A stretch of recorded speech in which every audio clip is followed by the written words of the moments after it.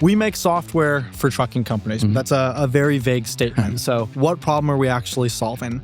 Now, when people think about supply chain, most of us tend to have a very simplistic view of it. You imagine a shipper on one side, so say this is a blueberry farm in California. You imagine a retailer on the other side, so let's say a Walmart in Bentonville, Arkansas. And then you imagine the logistics player who takes those goods from point A to point B. And in theory, it should be that simple. It should be that easy.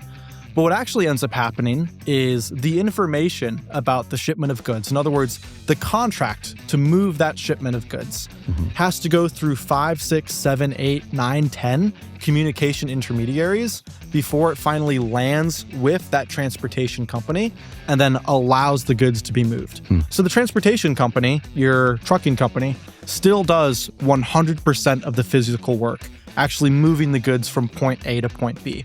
But it goes through all these different parties on the way there. And that has two major issues. One, it leads to value loss for the entire supply chain.